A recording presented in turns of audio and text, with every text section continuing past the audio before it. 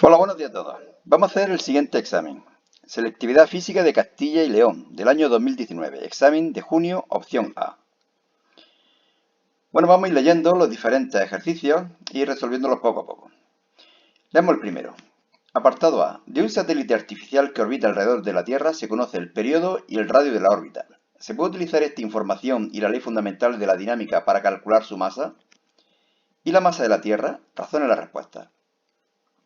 Bien, lo primero que hacemos es deducir esta ecuación que creo que conocéis todos. Es la velocidad orbital de un satélite alrededor de un planeta, por ejemplo la Tierra.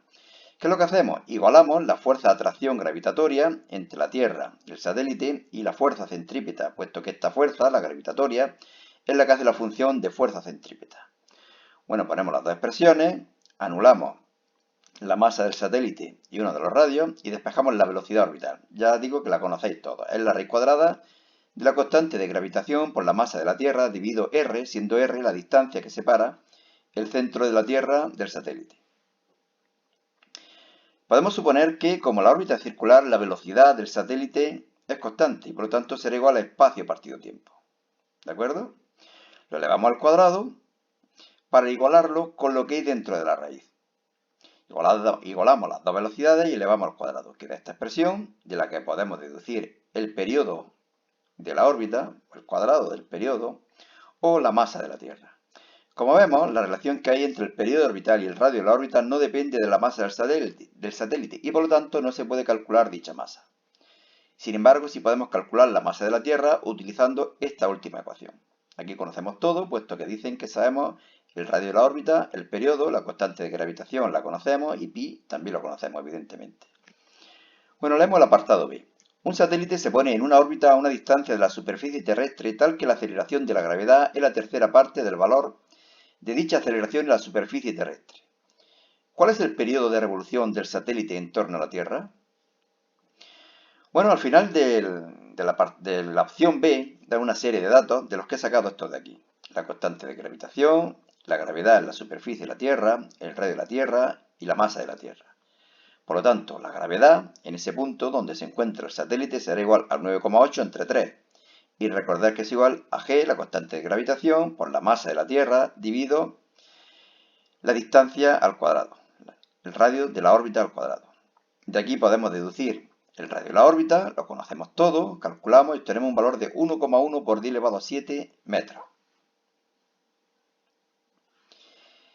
Bien, y entonces ya podemos calcular, aplicando esta ecuación de aquí, el periodo de la órbita. Lo único que tenemos que hacer es hacerle la raíz cuadrada a esta expresión. Lo hacemos y obtenemos un valor de 3,19 horas. Bueno, nos da el valor en segundos y lo pasamos ahora dividiendo por 3600. Bueno, vamos a hacer el segundo ejercicio.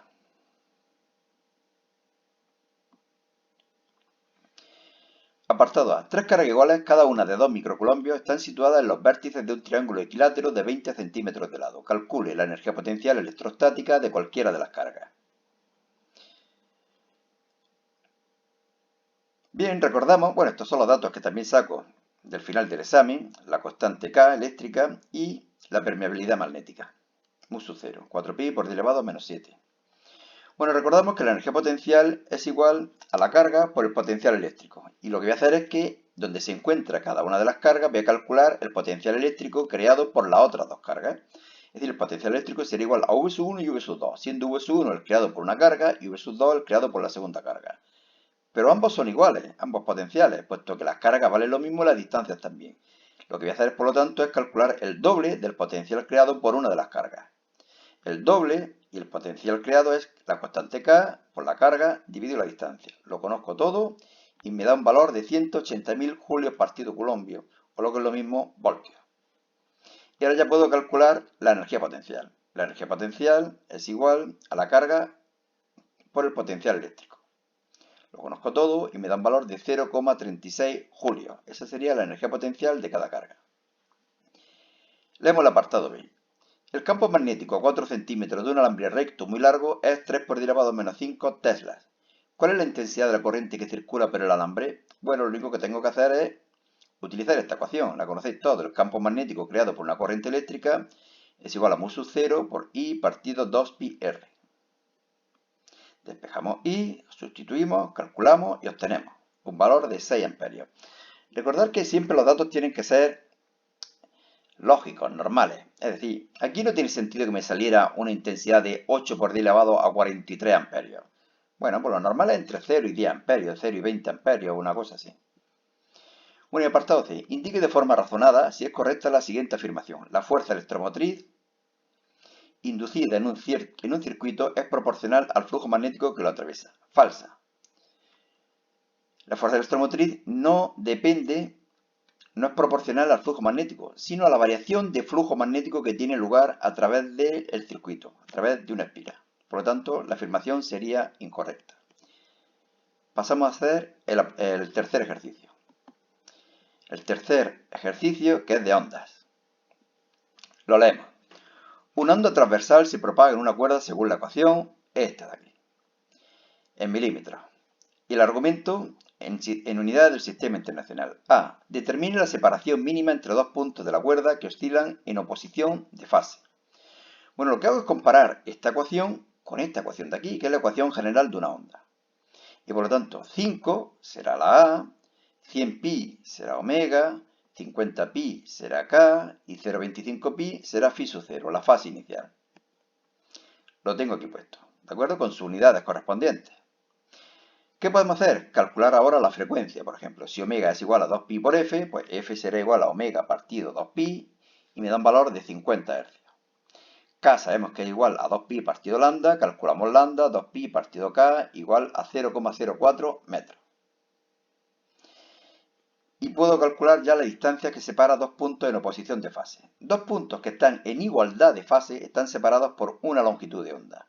Por lo tanto, dos puntos que están separados por media longitud de onda serán los que están en oposición de fase. Calculamos, por lo tanto, la mitad de la longitud de onda, que es 0,02 metros, o lo que es lo mismo, 2 centímetros. Y ahora la velocidad de propagación es lambda por f, conocemos lambda, conocemos f, y por lo tanto la velocidad es igual a 2 metros por segundo. Bien, como digo siempre, recordar que los datos tienen que ser, o los resultados tienen que ser lógicos. Yo me había equivocado. Había calculado la frecuencia y en vez de poner omega partido 2pi, había puesto 2pi partido omega. Me salía un valor muy pequeño y por lo tanto una velocidad muy pequeña. Me mosqué, empecé a repasar los cálculos y me di cuenta del error. Por lo tanto hay que tener como un chip siempre puesto que dice comprueba los resultados, piensa si son lógicos, y de esa forma evitaremos muchos errores. Bien, pues pasamos a hacer el ejercicio 4, que es de óptica. Lo leemos. Un rayo luminoso incide desde el aire sobre un líquido. Aquí he hecho la representación, ¿de acuerdo? Formando un ángulo de 30 grados. Ese es el ángulo que hay aquí. Vamos a echarlo un poquito para allá. 30 grados aquí. Con la normal a la superficie de separación. Esta línea discontinua sería la normal. Podría haber puesto ahí una N. ¿La ponemos? No, paso. El rayo refractado y el rayo reflejado forman un ángulo de 130 grados. Este que es el rayo reflejado y este que es el rayo refractado forman un ángulo de 90 grados. ¿De acuerdo? Entre este rayo y este rayo hay 90 grados. Digo 130 grados. Entre estos dos. A. Determine la velocidad de propagación de la luz en el medio. Bueno, del enunciado y del esquema, fijaros que desde aquí hasta aquí será 180 grados. Por lo tanto, este ángulo, el de refracción, será 180 menos 30 menos 130, es decir, 20 grados. El ángulo de refracción, que vamos a echarlo un poquito para allá, es de 20 grados. Y esto no es una n mayúscula, es una n minúscula. Bueno, lo único que tenemos que hacer ahora es aplicar la segunda ley de Snell para la refracción. Seno de I, seno de R, n sub 2, n sub 1. Ya sabéis lo que es, ¿no? I es el ángulo de incidencia, R el ángulo de refracción, n sub 2 el índice de refracción del segundo medio, este de aquí, donde entra el rayo, y n sub 1 de donde sale, donde estaba inicialmente el rayo. En este caso sería el aire. Despejamos n sub 2, lo conocemos todo y tenemos un valor de 1,46. De nuevo, recordar, los índices de refracción siempre mayores que 1. Y no muy altos, es decir, más de 2 es muy difícil que os caiga en un ejercicio de selectividad. Siempre suelen estar entre 1 y 2. Y una vez que sabemos el índice de refracción, podemos calcular la velocidad de la luz en el líquido. Es igual a la velocidad de la luz en el vacío, dividido n, lo conocemos, y nos da un valor de 2,05 por 10 elevado a 8 metros por segundo. Apartado B. Otro rayo luminoso, que es el que yo he representado aquí, se propaga desde el líquido al aire. Fijaros que intenta pasar hacia el aire. Determine el ángulo de incidencia a partir del cual se produce la reflexión total. ¿Cuándo se produce la reflexión total? Bueno, pues cuando el ángulo, al que llamamos límite, ángulo límite, hace que el rayo no se refracte, sino que se refleje otra vez. ¿Esto cuándo ocurre? Pues cuando el ángulo de refracción sería de 90 grados, no pasa al segundo medio. Y a partir de ahí, si el ángulo es superior, el rayo se refleja y produciéndose la reflexión total. Bueno, lo único que tenemos que hacer es aplicar las leyes del Snell, la segunda ley del Snell, llamándolo al ángulo de incidencia L, ángulo límite, y el ángulo de refracción 90. N sub 1, mejor dicho, N sub 2, a donde va a pasar o intenta pasar el rayo sería el aire, que vale 1. Y N sub 1, índice de refracción del primer medio, que sería 1,46. Fijaros que ahora, en este segundo apartado, este sería el primer medio, ¿de acuerdo? 1,46. Bueno, pues despejamos L, que sería el arcoseno de 1 partido 1,46, y nos da un valor de 43,2 grados. A partir de ese ángulo se produciría la reflexión total. Y pasamos al último ejercicio, que es de física moderna. Lo leemos. Apartado A. Defina constante de desintegración y periodo de semidesintegración o semivida de una sustancia radiactiva. Indique su unidad en el sistema internacional y qué relación existe entre ambas magnitudes. Bueno, no he puesto las unidades, ahora las decimos. La constante de desintegración, lambda, es el tanto por 1 de núcleos radiactivos que se desintegran por unidad de tiempo. Es decir, en un tiempo determinado, por ejemplo, un segundo, un año, un minuto, de cada núcleo radiactivo, ¿cuántos núcleos se desintegran? Evidentemente siempre tendrá que ser menor de 1, puesto que es un tanto por 1. Y esa constante relaciona la actividad radiactiva con el número de núcleidos iniciales. Esta sería lambda, ¿de acuerdo? ¿En qué se mide? En segundos menos 1, o en años menos 1, es decir, en tiempos menos 1. En el sistema internacional sería segundos menos 1. El periodo de semidesintegración es el tiempo necesario para que una muestra radiactiva se reduzca a la mitad. Y la unidad en la que se mide dicha magnitud sería el segundo en el sistema internacional. Están relacionadas mediante esta ecuación. Lambda es igual al logaritmo n por n de 2 partido t un medio, partido el periodo de semidesintegración. Vamos a leer el apartado B, que es del efecto fotoeléctrico. Si el trabajo de extracción de un metal es 1,5 electronvoltios, determine la frecuencia de los fotones con los que habría que iluminar el metal para que la velocidad máxima de los electrones extraídos fuera máxima, aquí falta de los electrones extraídos fuera 8,5 por 10 elevado a 5 metros segundo menos 1. Bien, y estos son los datos que me hacen falta de la tabla del final del examen. Un electronvoltio igual a 1,6 por 10 elevado a menos 19 julios, H igual a 6,63 por 10 elevado a menos 34 julios por segundo, y masa del electrón, esto lo tendría que haber subido el exponente, 9,11 por 10 elevado a menos 31 kilogramos. Lo primero que tengo que hacer es poner las unidades en el sistema internacional. Es decir, el trabajo de extracción me lo dan en electronvoltios y lo paso a julio multiplicando por 1,6 por 10 elevado a menos 19. Me da un valor de 2,4 por 10 elevado a menos 19 julios. El trabajo de extracción siempre es un valor muy pequeño. Pensar que es la energía necesaria para arrancar un electrón. Vamos a calcular también la energía cinética de los electrones extraídos. Sería igual a un medio de la masa por la velocidad al cuadrado, la masa me la dan, la velocidad me la dan, la elevo al cuadrado, multiplico, calculo y obtengo un valor de 3,29 por 10 elevado a menos 19 julios. Y ahora ya aplicamos la ecuación de Einstein. La energía de los fotones, que es igual a H por F, es igual al trabajo de extracción más la energía cinética de los electrones emitidos, extraídos.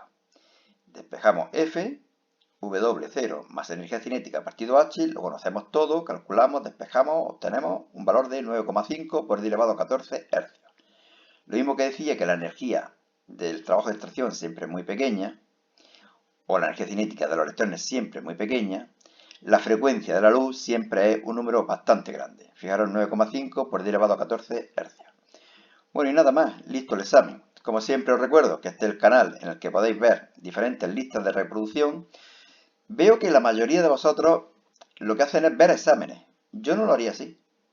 Yo haría estudiarme los diferentes temas con las listas de reproducción. Pensar que cada lista de reproducción está dedicada a un tema. Por ejemplo, hay una lista de reproducción dedicada a la física moderna. Pues me metería ahí y empezaría a ver ejercicios de física moderna.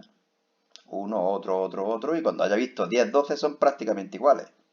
De esa forma afianzaría mucho más el tema en concreto que esté estudiando. Otra cosa es que cuando queden 5 días, 6 días para la selectividad o para un examen final de segundo de bachillerato, se hagan exámenes de todo el curso. Por lo tanto, exámenes de selectividad completos. Pero para estudiar los temas yo me lo estudiaría mediante las listas de reproducción. Yo digo que en este canal hay un mogollón de listas de reproducción donde están los temas de física de segundo de bachillerato o de química de segundo de bachillerato. Bueno, y en este blog, josefernandocuenca.blogspot.com, podéis encontrar relatos y novelas que he escrito en los últimos años y que pueden venir bien para pasar estos días. Y nada más, que lo paséis bien, cuidado con el bicho y estudiar mucho. Hasta luego, Lucas.